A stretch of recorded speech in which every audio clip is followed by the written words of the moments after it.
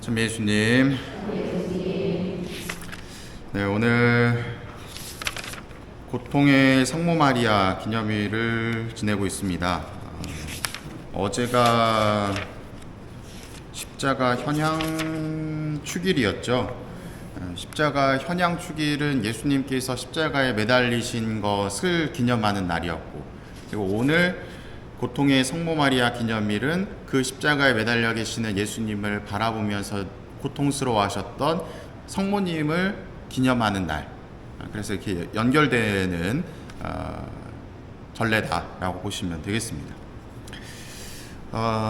여기 다 거의 대부분 다 부모님이시기 때문에 뭐 자녀를 키우시면서 이런저런 뭐 고충들이나 어려움들을 겪으셨을 텐데, 제가 예전에도 한번 말씀드렸던 것 같은데, 군대에 있을 때 군종병을 했었거든요. 1년을 군종병을 했는데, 그때 이 군종병들의 일 중에 하나가 뭐였냐면, 뭐 군종병의 일은 아니지만 그 사단 군종 신부님의 일이셨는데, 이제 제가 쫓아가서 이제 이러저런 수발을 드는 거였죠. 그 중에 하나가 군대에서 자살하는 병사들에 대한 이 장례를 치러드리는 일을 했었어요. 이제 뭐 그 죽은 병사의 신앙이 어떠냐에 따라서 종파별로 담당 군종 장교분들이 이제 가시는데, 우리 천주교에서 자살은 하게 되면은 장례 미사를 할 수 있나요? 못하죠. 그럼에도 불구하고 이제 뭐 기도를 해주거나 아니면 또 어떤 인간적인 그런 위로를 위해서 방문을 하곤 하는데, 그렇게 방문했었던 때 중에 한 번 이 화장터에 같이 갔었던 때가 있었거든요. 부모님이 이제 그 화장하는 것을 바로 그 유리창 너머로 보고 계시고, 그 옆에 저와 이제 군종 신부님이 함께 동석을 했었는데, 뭐랄까요, 그 인간이 낼 수 있는 가장 고통스러운 소리라고 할까요? 울부짖는다라고 하는 표현, 그 울부짖는다라고 하는 표현을 그때 처음 마주했었던 것 같아요.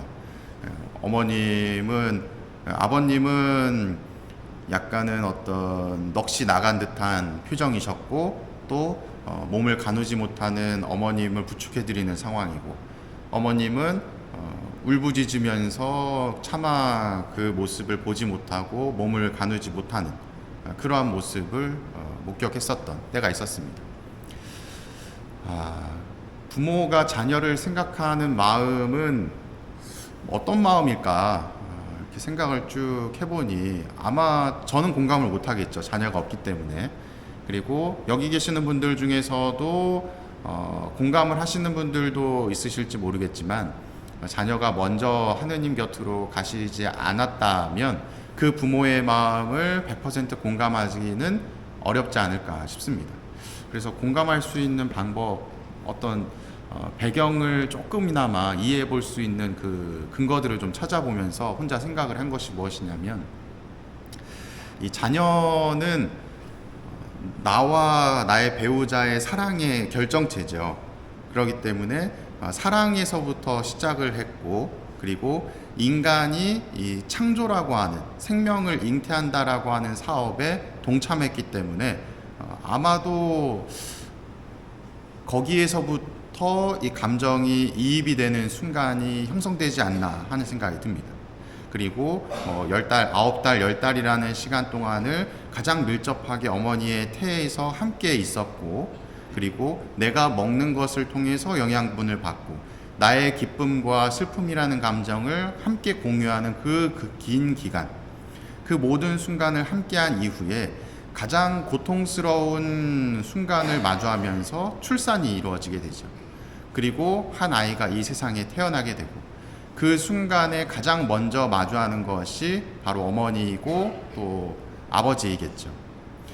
그렇게 태어난 아이를, 아무것도 할 줄 모르는 그 아이를 뭐 먹이는 것부터 싸는 것부터 씻기는 것부터 하나하나 모든 순간에 내가, 부모가 다 개입하게 됩니다. 그러다 보니 그 아이의 시작부터 지금 이 순간까지를 모든 순간 내가 함께 한다라고 하는 것으로 보았을 때 가장 각별하게 여길 수 있는 대상이 아닐까 하는 생각이 들었어요. 그리고 또 두 번째는 그 아이가 점차적으로 자라나면 자라날수록 이제 엉망진창이었던 얼굴에서 조금씩 눈, 코, 입이 자리를 잡고 윤곽이 생기기 시작을 하죠. 그러면서 어느 순간 아이가 이제 점점 커가면서 이런 생각이 드는 것이죠. 누구를 닮았다. 나를 닮았네. 혹은 내가 사랑하는 나의 배우자를 닮았네. 하는 생각이 들기 시작하면서 또다시 감정이 이입이 되는 것이 아닌가. 나를 닮았다면 마치 나를 보는 것처럼 여겨지기 때문에 결국은 어떤 특정한 제3자의 존재로 보는 것이 아니라 그 아이가 곧 나구나 라고 하는 생각이 들면서 곧 이 아이의 고통이 나의 고통이고 이 아이의 기쁨이 나의 기쁨이구나 하는 생각을 가지게 되는 것이죠. 그래서 이 아이들에게 이 부모님들이 많은 경우에 이런 것들을 요구를 하죠. 공부를 잘해야 된다. 서울대 가야 된다. 혹은 너는 이걸 잘해야 된다. 저걸 잘해야 된다. 하면서 무언가를 강요하는 모습을 보이게 되는 것 같아요. 왜냐하면 내가 누리지 못했던 것들, 내가 이루지 못한 것을 나와 닮은 그 아이가 이루기를 바라는 마음에 은연중에 무언가를 요구하고 강요하기 시작을 하는 것이죠.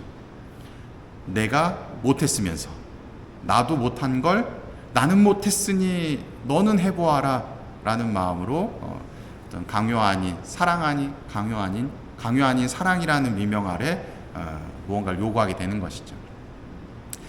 그렇게 쭉 이제 자라나게 되는 그 아이는 나이가 점차 들면 들수록 나와 각별한 관계가 됩니다. 이제는 독립적인 존재로 살아가는 이 아이, 그리고 나도 나의 나름대로의 삶을 살아가지만 오랜 기간 동안에 그렇게 태어나는 순간부터 하나하나 나의 손을 다 겪었고 또 점차 커가는 그 모습을 바라보면 나를 보는 듯한 모습이 들기 때문에 이 내가 곧 그 아이고 그 아이가 곧 나라고 하는 마음이 점점 커지게 되어요. 그렇기 때문에 그런 어떤 부모와 자녀의 관계의 그 끈끈함이 이어지는 것 같아요. 그래서 자녀가 무언가를 한다 그러면 얼마나 힘들까, 얼마나 하고 싶을까 라는 마음에 없는 살림에 혹은 내 건강이 허락하지 않더라도 무언가를 해주려고 하는 모습을 보이는 것이 부모의 마음이 아닌가. 물론 저는 아이를 낳지 않았기 때문에 여러분들의 마음을 모르지만 아마 이러이러한 배경 아래에서 이 감정들이 형성되는 것이 아닐까 하고 혼자 상상을 해봅니다.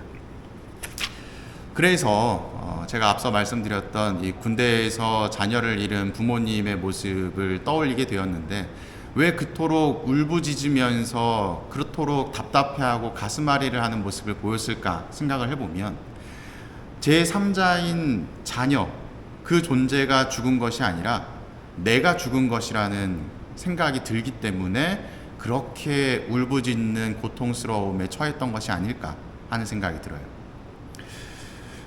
오늘 우리 고통의 성모 마리아 기념일을 지내고 있는데 마리아도 한 사람의 부모였고 어머니였고 그리고 그분의 자녀는 예수 그리스도셨죠. 예수 그리스도께서 십자가에 못 박혀서 돌아가시는 그 모습을 지켜보는 마리아의 마음은 어떠했을까?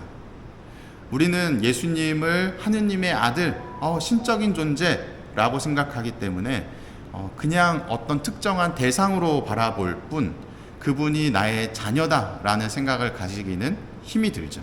하지만 마리아는 9달 동안 10달 동안 자신의 배에서 또 일생을 그분의 옆에서 먹고 자고 싸고 하는 그 모든 것들을 보아왔던 분이시기 때문에 그 애착 관계가, 그 관계가 남달랐을 것입니다. 그 남다른 나의 자녀가 십자가에 매달려서 채찍질과 모욕을 당하고 이 온몸에 피투성이가 되는 모습을 바라보는 이 마리아의 심정은 어땠을까? 아마도 내가 마치 그 고통을 겪는 것처럼 매우 힘든, 매우 아픈 고통의 순간에 놓여있지 않았을까 생각하게 됩니다. 그럼에도 불구하고 이 마리아가 예수 그리스도의 그 십자가를 대신 들어드리거나 아니면 내려와라 도망가자 하면서 회피하는 모습을 보이지 않았던 이유가 무엇인가 생각을 해보면 하느님께서 마리아에게 요구하셨던 것이 있으셨고, 또 마리아는 예수 그리스도께서 어떤 삶을 살아야 되는지를 알고 있었기 때문에 나의 그 모든 욕심과 이기심, 이 모든 것들을 내려놓고 그리스도의 뜻을 따르는 것에 동참한 것이죠.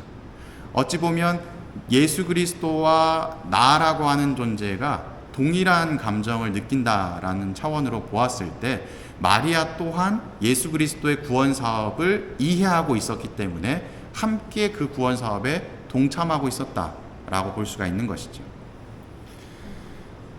오늘 복음 내용을 보면 예수님께서는 마리아에게 이렇게 이야기를 하십니다. 여인이시여, 이 사람이 어머니의 아들입니다 라고 이야기를 합니다. 여기서의 이 사람은 사랑하는 요한을 뜻하죠. 요한에게 이분이 너의 어머니시고 요한은 너의 아들이다 라고 하는 관계를 맺어주시죠. 이 관계는 어떤 관계냐? 마리아를 교회의 어머니로서 만들어주시는 거예요. 그를 통해서 교회에 소속되어 있는 우리, 어머님 마리아에게 기도하고 또 하느님께 기도하는, 여기서의 잠깐 꼭지를 좀 찍고 넘어가면 마리아에게 기도하는 것은 뭐죠? 전구죠. 네, 전구입니다. 여기서 하나 잠깐 짚고 넘어가고요. 마리아께서 우리 교회를 지켜주시고, 왜? 마리아의 그 마음을 곧 예수님께서도 아시고 예수님의 마음을 곧 마리아도 아시기 때문에 가장 인간이었던 100% 인간이었던 그 마리아가 이 교회의 어머니로 존재하신다면 우리는 그 마리아를 통해서 우리의 마음을 가장 잘 이해해 주시는 관계가 형성이 될 것이고, 또 마리아를 통해서 우리의 기도가 예수 그리스도에게 가장 잘 전달이 될 수밖에 없는 것이죠. 그 중간에 역할을 해주시는 것이 마리아시다. 다시 한번 설명드리면, 인간인 우리의 마음을 가장 잘 이해할 수 있는 인간은 마리아시고, 예수님의 마음을 가장 잘 이해할 수 있는 인간은 마리아셨기 때문에 예수님과 우리를 이어주는 가장 그 다리 역할을 잘할 수 있는 분이 마리아시다. 그래서 우리는 교회의 어머니로서 이 마리아를 세워놓은 거다라고 볼 수가 있는 겁니다. 따라서 오늘 이 고통의 성모 마리아 기념일에 우리가 또 생각해 볼 수 있는 부분은, 마리아라고 하는 분이 단순히 예수님의 어머니시구나 라는 것이 아니라 가장 영적으로 뛰어난 분 중에 한 분이시구나. 왜냐하면 우리는 그토록 예수님의 마음을 알고 싶어 하잖아요. 예수님이 무슨 생각이실까? 예수님이 어떤 생각으로 어떤 마음으로 임하셨을까? 그분을 닮고 싶다. 그분과 일치되고 싶다라는 생각을 가지고 살아가는데 이미 마리아는 그 일을 이룬 것이죠. 그래서 우리는 얘기하죠. 마리아께서 예수 그리스도를 통해서 하늘나라로 들어 올려졌다. 부르심을 받았다. 라고 이야기를 합니다. 그럴 수밖에 없는 이유는 마리아께서 그토록 예수 그리스도와 정서적으로나 어떤 감정적으로나 어떤 모든 측면 안에서 매우 밀접하게 연결되어 있는 분이시기 때문에, 그래서 그러하다. 여러분들께서도 예수 그리스도와의 일치를 도모하신다면 조금은 우회할 수 있는 것이 가장 빠른 길일 수도 있다라는 말씀을 드리면서 오늘 예수 그리스도의 고통에 동참하셨던 마리아의 그 마음을 한번 묵상해 보시면 좋을 것 같습니다. 사랑합니다.